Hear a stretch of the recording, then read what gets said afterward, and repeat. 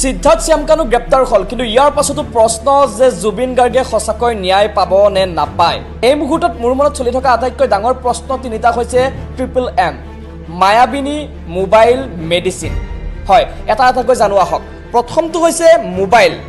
তেজৰ সম্পৰ্কীয় ভায়েকক সিদ্ধাৰ্থে মোবাইলটো নিদিয়াত নিশ্চিতভাৱে তাত ৰহস্য থাকিব, আৰু সেই মোবাইলৰ পৰা কিবা এভিডেন্স ডিলিট কৰা হ'ল নেকি, লুকোৱা হ'ল নেকি, সেই সন্দৰ্ভত কেনেধৰণে তদন্ত চলিব, 1 নম্বৰটো প্ৰশ্ন।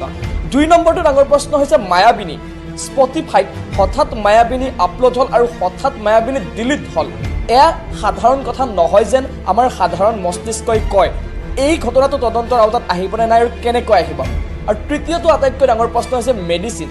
সময়মতে মেডিচিন নিদিয়াটো এক প্ৰকাৰৰ ষড়যন্ত্ৰ আছিল নেকি, সেয়া এটা ডাঙৰ প্ৰশ্ন। আৰু তাৰ পাছতো আন কেইটামান প্ৰশ্নৰ অৱতাৰণা হয়, যেনে খণ্ড খণ্ডকৈ ছিংগাপুৰৰ ভিজুৱেল আপলোড কৰাজন কোন আছিল, বিহাইণ্ড দ্য কেমেৰাত কোন আছিল, আৰু সেইজনক তদন্তৰ আওতালৈ অনা হ'বনে নাই, আটাইতকৈ ডাঙৰ প্ৰশ্ন সেইটো। আৰু তাৰ লগতে ছিংগাপুৰ আছাম এছ'চিয়েশ্যনৰ কোনো এজনৰ এতিয়ালৈকে কিয় একো উমঘাম নাই, কিয় একো নাম গোন্ধ নাই, সেইসকল তদন্তৰ আওতালৈ নাহিব নেকি, সেয়া এটা ডাঙৰ প্ৰশ্ন।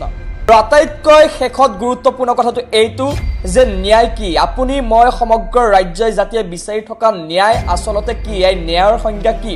সিদ্ধাৰ্থ শ্যামকানুক এই মুহূৰ্তত বন্ধ কোঠৰীত থোৱা হৈছে, ফটো ছেছনো হৈছে।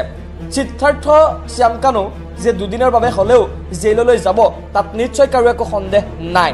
কিন্তু পুনৰ সেই একেখন নাটকেই হ'ব নেকি, পুনৰ জামিনত মুকলি হৈ আহি সিদ্ধাৰ্থ শ্যামকানু মুকলি আকাশৰ তলত ঘূৰি ফুৰিব নেকি। মুখ্যমন্ত্ৰীৰ ওপৰত সম্পূৰ্ণ আস্থা বিশ্বাস আছে, আমি আশা কৰিম জুবিন গাৰ্গে ন্যায় পাব।